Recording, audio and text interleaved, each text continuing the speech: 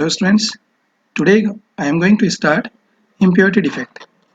In my last lecture, I explained you about Frankel defect and Schottky defect. Now impurity defect. Students, we are taking one example in order to understand this type of defect in the crystals. Okay, during the crystallization of molten NaCl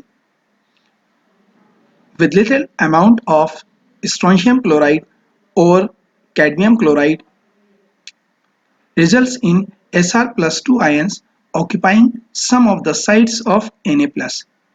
Means whenever we are doing crystallization of sodium chloride, there may be impurities of strontium chloride and cadmium chloride.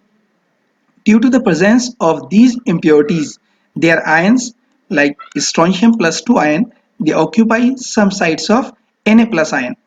Now here remember, sodium plus 1 ion and Sr is plus 2 ion. Here each Sr plus 2 ion replaces the 2 sodium plus ion, because 1 Sr plus 2 ion equal to the 2 sodium plus ion in charge. Okay, the total charge on strontium ion is plus 2 and total charge on sodium ion, 2 sodium ion, is also plus 2.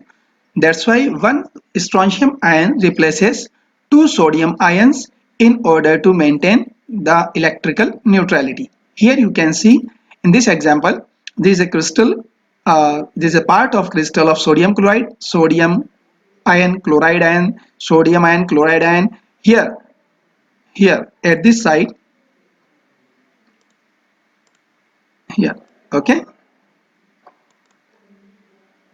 1 Sr2 plus ion replaces 1 sodium ion. Okay, but due to the presence of 1 Sr plus 2 ion from this position, okay, 1 sodium plus ion also are replaced in order to maintain the electrical neutrality.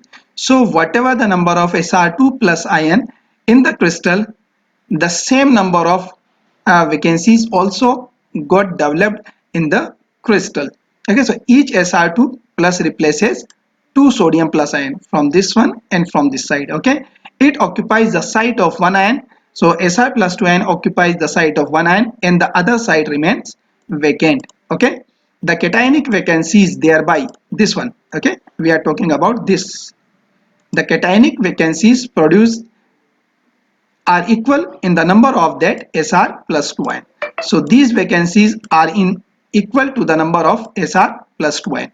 So such type of defects in the crystal are called impurity defect. Now our next topic is the third type of defect is non-stoichiometric defect. Students, we have studied stoichiometric defect, then we have studied impurity defect. Now the third one is non-stoichiometric defect.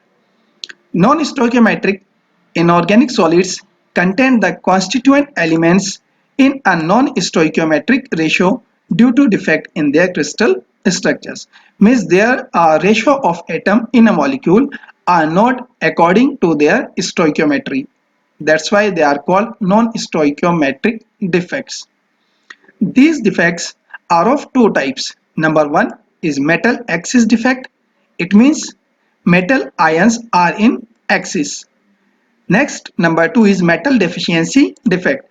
Metal deficiency defect means the metal ions are deficient in this type of defect. So we will study these two type of defects one by one. The first one is metal axis defect. As you can see in this diagram, or you can go through this diagram also. This one is easier to understand.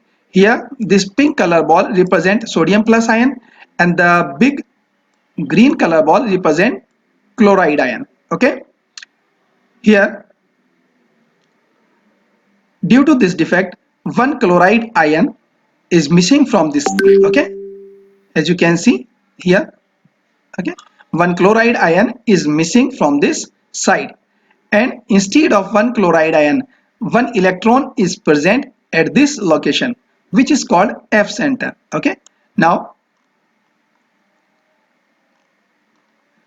this type of defect may be of two types, or maybe due to two reasons. Okay, the first one is metal axis defects due to anionic vacancies. Here you can see there is a vacancy of anion, which is a chloride ion. This type of defect is exhibited by alkali halides like sodium chloride and potassium chloride. Application of heat to NaCl in an atmosphere of sodium vapor. Students, remember one thing, that to understand this defect you have to memorize the example of heating of NaCl in the atmosphere of sodium vapor. Means if there is a crystal of NaCl, okay, and we are heating this crystal of NaCl in the presence of sodium vapor, okay, sodium vapor. Remember this thing. This results in deposition of the sodium atoms on the surface of crystal. So these sodium ion get deposited on the surface of this crystal, and during this process sodium ion loses electron and form Na plus ion. Okay, so sodium atom from the vapor got deposited on the surface of sodium chloride crystal and loses one electron and form Na plus ion. Now one chloride ion, okay, diffuse to the surface to combine with this Na plus ion. Okay, so one chloride ion diffuse to the surface of the crystal and combined with the Na plus ion and gives NaCl, or it forms the crystal of NaCl.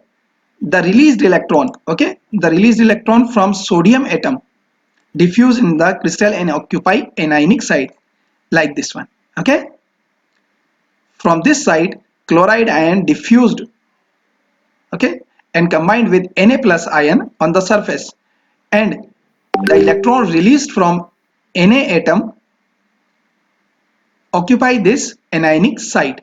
This anionic site is called F center, and this F center, students, is responsible for the color of this crystal. This is very important question in your examination. What do you understand by F center, or why NaCl or some other ionic compounds they show color?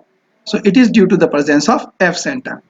Okay, the anionic sites occupied by unpaired electrons are called F centers that imparts yellow color to the crystal of NaCl. Means due to this F center the color of NaCl is yellow. And also remember, lithium chloride shows pink color and potassium chloride shows violet color. These type of ionic solids, they show color due to the presence of F center. Okay, now the second type of metal axis defect is metal axis defect due to presence of extra cation at interstitial sites. Here you can see easily that due to this anionic site or anionic vacancy, the number of metallic ion is greater as compared to the number of anions. So this is called metal axis defect. Okay, here metal ions are in axis as compared to the chloride ion. In the second type, metal axis defect due to the presence of extra cations.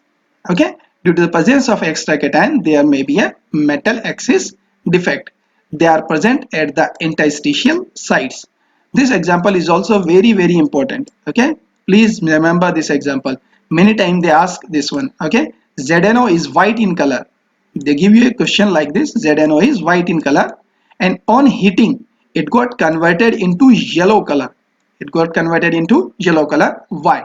So you have to understand this one. Okay, this is very important question. I erase this one first.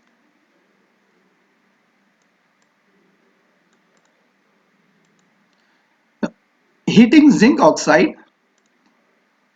If you heat zinc oxide that exists in white color, means the color of zinc oxide, as I told you, is white in color, at room temperature loses oxygen here, okay, half molecule of oxygen, and turns yellow. They ask you why.